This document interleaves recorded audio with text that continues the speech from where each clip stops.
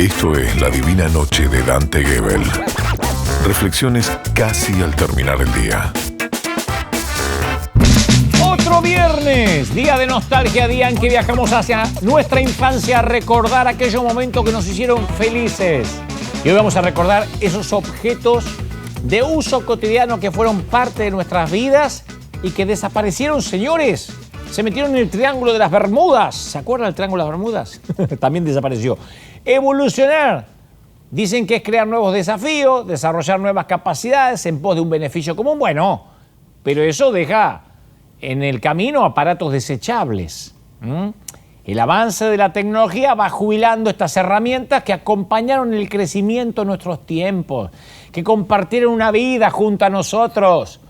Estoy hablando de productos cotidianos, artículos de vanguardia en sus comienzos eran, no me digas, tenés eso. Y hoy son recuerdos arcaicos, porque el futuro no te espera. Entonces te invito a hacer un viaje al pasado y a hacer una lista rápida de esos artículos que más hemos utilizado en nuestra generación y conocido.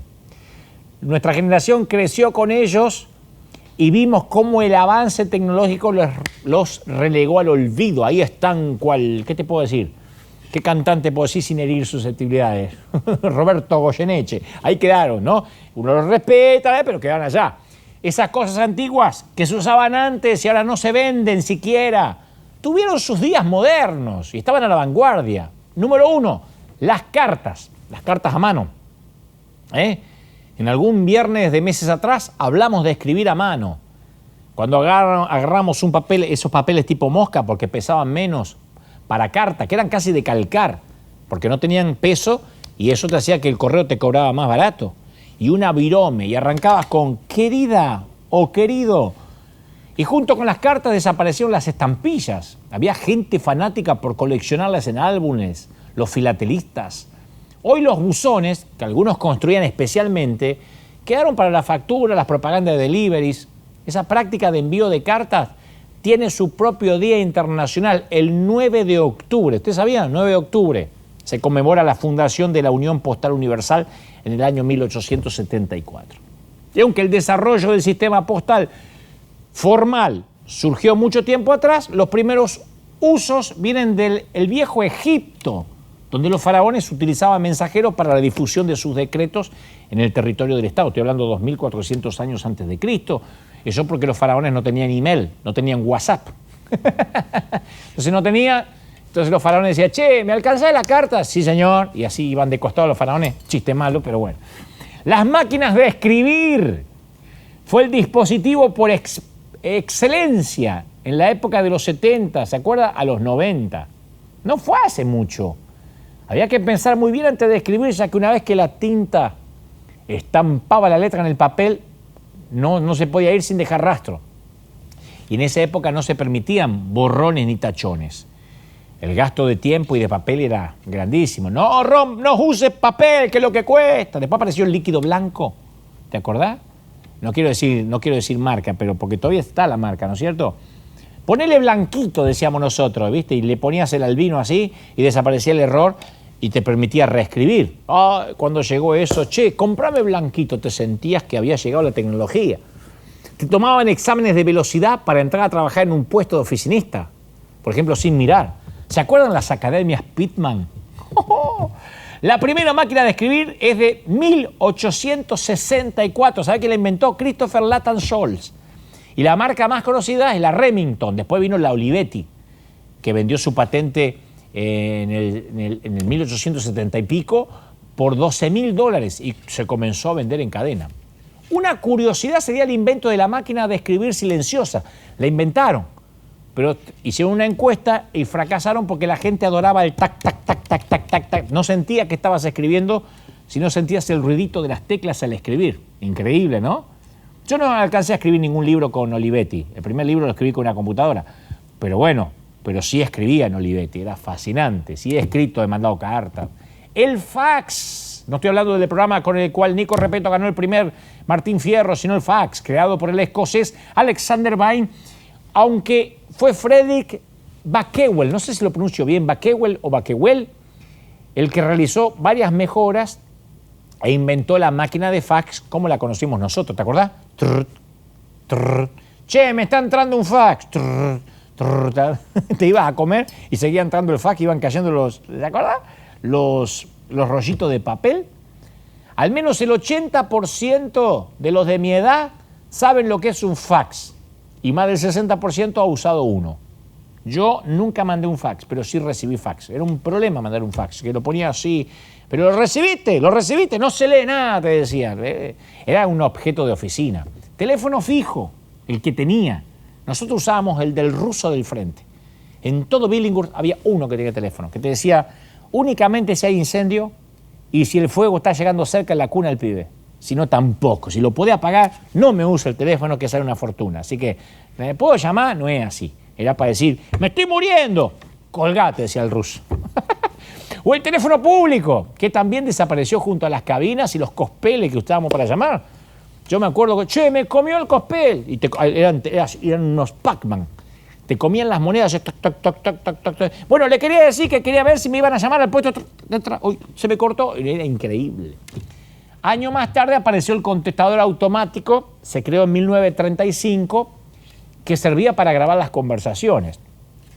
También forma parte del Museo de los Recuerdos. Yo tenía un contestador automático en casa, en el teléfono fijo, y cuando se inventó el celular, que era un ladrillo así, y las baterías eran una valija aparte, yo llamaba a mi casa, ponía una clave y levantaba los mensajes que me dejaban en el teléfono fijo. Yo sentía que era Steve Jobs con eso, ¿no? Respecto al teléfono fijo, durante mucho tiempo fue Graham Bell el que lo considera un inventor, ¿no? Y sin embargo, Bell fue el primero en patentarlo. Fue el primero que dijo, ¿por qué no lo patentamos? Ojo, hubo otro que lo inventó.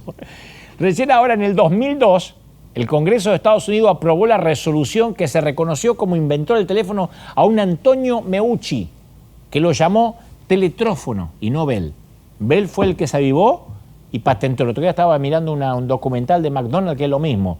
O sea, los tipos que inventaron el McDonald's no ganaron un peso. Fue alguien y lo patentó. Como Arcos Dorados se llenó de guita, mirá vos. Siempre hay que estar atento a ver qué uno puede patentar. Guías telefónicas, ¿se acuerdan? Los libros que te daban las compañías, las empresas telefónicas, que figuraban los teléfonos de los números todos los abonados en un área geográfica determinada, en 2 tomos por orden alfabético. Que la usamos para hacer cargadas, llamábamos a cualquiera de la guía y hacíamos broma. Tangalanga empezó así, hizo una carrera con eso.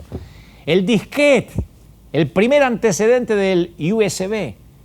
A fines de los años 60, los ingenieros de IBM crearon un medio de almacenamiento alternativo para hacer backup o copias de material que requerían un almacenamiento físico. Y desarrollaron la idea de un disco magnético flexible, ¿se acuerdan? Protegido por una estructura externa contra factores ambientales. Che, ¿me prestás un disquete? Está loco, vos. Me compré 2 y los cuido. Tengo un disquete. Andábamos con una remera que decía, tengo disquete, pregúntame cómo. El cassette. Nació en 1963. Yo grabé 2 cassettes, después te voy a contar. Otro día de confesiones, ahora me da mucha vergüenza. En 1963, el inventor alemán Lou Ottens inventó el cassette para la compañía Philips. Era capaz de grabar y reproducir a través de la cinta magnética. Y siempre tenías que tener a mano un lápiz o una virome para girar el rodillo cuando se te enganchaba o cuando se te trababa. O cuando se te enredaba la cinta, madre mía. Porque si no limpiabas con alcohol, escuchá, las rueditas del grabador, estabas escuchando a Jesús Luis Perales y de pronto era la piba del Exorcista. ¿Y cómo es el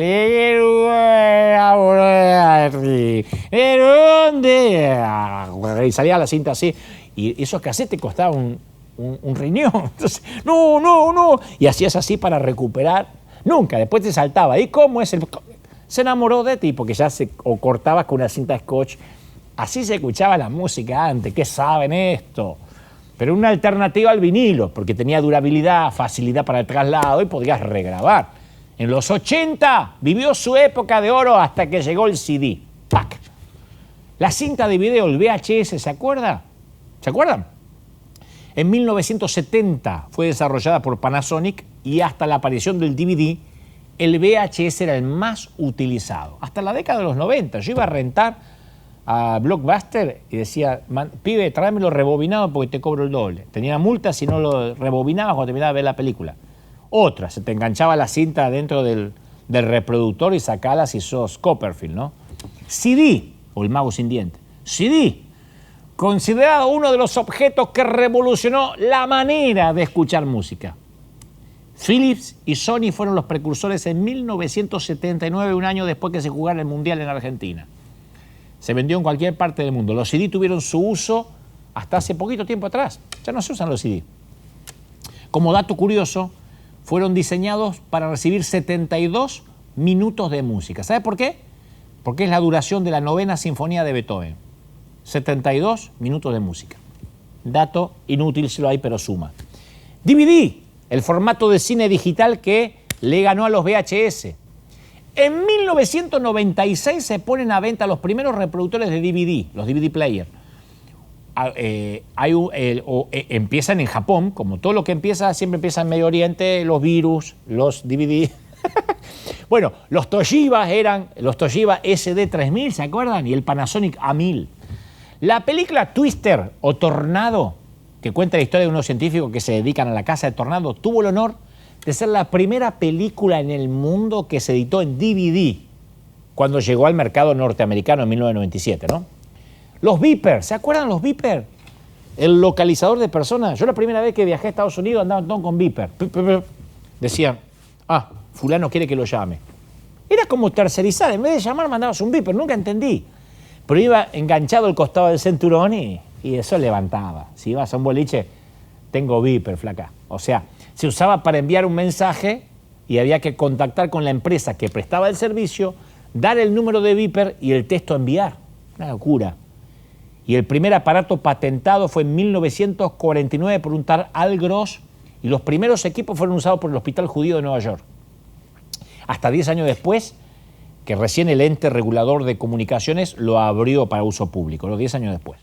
Y la popularidad de estos dispositivos llegó en los años 90, cuando se inició el uso de los teléfonos, los cuales te vendían el teléfono y el beeper. Algunos no saben lo que es. Cámara de fotos. ¿Alguien tuvo una cámara de fotos? El gran invento que nos hizo inmortalizar casamiento antes de los teléfonos celulares. Hoy cualquiera es fotógrafo, hoy cualquiera es... ¿Te saca una foto? Antes no, antes tenía que andar con una cámara. La primera cámara digital de la historia fue desarrollada por Kodak, inventada por Steve Sisson en 1975. Venían con el rollo y había que mandar a revelar. Mi mamá tenía colección de rollos, se murió y ahí están los rollos. Ya nadie revela rollos, están ahí. No sé si va a haber fotos mías desnudito, no sé, pero ahí están, nunca se revelaron los rollos. Vos cumplías 15 años y te sacaban fotos, si eras una chica, ¿no? Porque si no te festejaban los 18 cuando eras varón. Era una cosa de mi tiempo. Y cuando tenías 15 años y eras piba te sacaban la foto. Cuando te casabas a los 35 te daban la foto revelada de los 15, porque había que juntar plata. Radio portátil, que nació para la comunicación de personas, pero se transformó en un medio de comunicación popular. Los programas musicales de entretenimiento eran los más escuchados. Yo escuchaba Pichiland y las estrellas. Era una costumbre reunirse para escuchar la radio. La vieja radio portátil. Mi viejo supo tener una espica, una de las estructuras más grandes utilizadas como antena de radio en el mundo. ¿Saben cuál fue? La Torre Eiffel. Se usó como antena de radio, construida en 1889, pocos años después de la creación de este aparato de la radio, creado por Edison en 1877, increíblemente. Grabadores. Estos equipos de audio transportable, no los que andaban así escuchando música, que era una onda también de una onda rapera, ¿no? Callejera, no, estaba hablando de los grabadores. Tenías que esperar a que salga tu canción en la radio, estabas con el rec así, horas. Yo me he pasado días enteros para grabar una canción, para ahorrarme, comprarme el cassette. Estaba así, y ahora vamos a escuchar, y grababas. Se avivaron en la radio y el locutor las pisaba, ¿viste? Estás escuchando Radio Mitre y te cortaban, te vas por la mitad. Así que no lo podías dedicar. Pero ibas enganchando tema con tema, apretando la pausa, así, y te ibas haciendo tu compilado. Pero no había YouTube, no había de dónde sacar. Y en el cartón de la tapa del cassette, los TDK, lo dabas vuelta e ibas poniendo el nombre del tema y la banda que fuiste grabando. Es prehistoria. Pero decías, ¿qué vas a hacer el domingo? Me voy a grabar un cassette. Voy a escuchar radio y me voy a hacer un compilado. Te sentías que estabas inventando la pólvora. Los Wallman. Andreas Pavel, inventor alemán-brasileño, se le atribuye la invención del primer reproductor autoestéreo portátil en 1972, 30 años después del inicio de su producción en la serie Sony, que dejó de fabricarlo, ¿no? La serie Sony lo fabricaba, o sea, lo fabricaba en serie, mejor dicho, pero se llamaba la serie Sony a eso. Más de 200 millones de unidades se vendieron en el mundo, uno de los íconos de la cultura musical de la década de los 80. Me compré un Walkman, antes que viniera su primo, el Discman.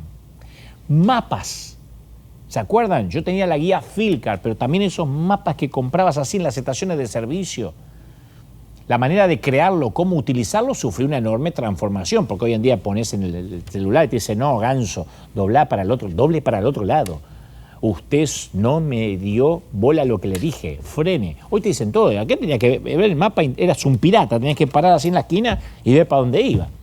Ahora los GPS, las aplicaciones móviles sepultaron a los planos de papel, que los coleccionaba mi vieja. Agenda electrónica, yo nunca tuve una, pero tenía un tío que sí. La antecesora de las tablets, ¿no? La evolución de las agendas de papel. Llegó en los 80 y era estatus, ¿viste? Nos vemos el sábado para comer, decía mi tío. Mi tío tenía menos agenda, o sea, venía a comer a casa o se emborrachaba los jueves. Esperá que vengo el viernes y se pelaba la agenda electrónica, ¿entendés? El Gana y Watch, los Gana y Watch. Bueno, yo con mi Inglation me voy para arriba como gá de buzo. No, Gaming Watch eran los que nacieron en 1980 y permitían llevar el videojuego en el bolsillo. Entonces irse en el colectivo así, iba jugando. Nintendo fue la primera compañía creadora de consolas, pero además fue la primera en crear los dispositivos portátiles. Y tus hijos no te creerían que alguna vez existió un videojuego con un solo juego disponible con un solo escenario. Había uno solo para jugar y estabas todo el tiempo en el colectivo. Las lapiceras de tinta, las más comunes en los 80 eran las 303, que se le asignan al papá de Pergolini, el que las creó. Atento, ¿eh? Un poco más caras las Schaefer y las más caras las Parker. Las viromas existían y los padres y los maestros insistían en la utilización de las plumas para no desvirtuar el trazo. En mi vida me voy a comprarme una Schaefer yo. Mi vieja decía, está loco, escribí con la Bic. Pero te prohibían el uso de viromes. Papel secante, desapareció. Desapareció de las escuelas por culpa de las viromes, porque la tinta fresca de las lapiceras manchaba. Entonces uno daba vuelta a la hoja y corría el riesgo de que se reprodujera como un espejo en el dorso, sin contar las manchas de las manos. Siempre andábamos con tinta por acá, ¿se acuerdan? La mancha en el guardapolvo, el secante se apoyaba suavemente sobre la letra así. Era todo un tema. Mucho ataban el papel secante con una cinta en el lomo del cuaderno para que estuviera siempre a mano. Voy a terminar, me pasé los relojes calculadora. Había muy poco, pero eran marca Casio. Tenía un amigo que tenía, D'Amico se llamaba. Mirá cómo me acuerdo. D'Amico decía, me compré un reloj calculadora. Estábamos 42 alumnos mirando el reloj calculadora de D'Amico. Los ojalillos, las arandelas de papel, que evitaban que las hojas se desprendieran de las carpetas. Sacapuntas, guillotina, ¿te acordás? Hacías así. Qué ganas de matar a tu hermano con eso. No estoy haciendo apología al asesinato, pero más de una vez decía, le clavo esta en la yugular. El más simple de todo, el más incómodo. El exceso de fuerza podía desgarrar la madera más deseada, romper la mina. Entonces los cortes eran desparejos, pero bueno, ahí estaba. La enciclopedia y los diccionarios, ¿se acuerdan? ¿Te acuerdas cuando no existían los buscadores, los Google? Lo voy a googlear. No había. La enciclopedia Salvat. Nosotros teníamos la enciclopedia Salvat. Y el diccionario Larousse ilustrado. Hoy ninguno lo usa. A cómo escriben, ninguno lo usa. El Tamagotchi llegó en los años 90. Era una revolución de los... ¿Sabes lo que era el Tamagotchi? Era una mascota virtual de bolsillo que tenías que alimentar, jugar y limpiar. Te defecaba el Tamagotchi. Era un celular que iba al baño. Lo hacían para que uno se comprometiera con una mascota que si no la alimentaba y jugaba con ella se moría. Vos tenías que jugar con el Tamagotchi. Así que, bueno, y la lista podía seguir. Me puedo quedar todo el día. Los viernes nos vamos a pedir a Pergolini que nos dé media hora y nos quedamos hablando de todo. Y bueno, si esta reflexión la hacemos en unos años, se le van a agregar objetos que están desapareciendo con el avance tecnológico y van a pasar a ser artículos vintage, recuerdos de otro pasado reciente. Las llaves, en un momento van a aparecer los control remotos, el efectivo, las tarjetas de crédito, los autos a nafta, las firmas, las contraseñas, la privacidad, las baterías, los cargadores, los cajeros, las suegras, las bolsas de plástico.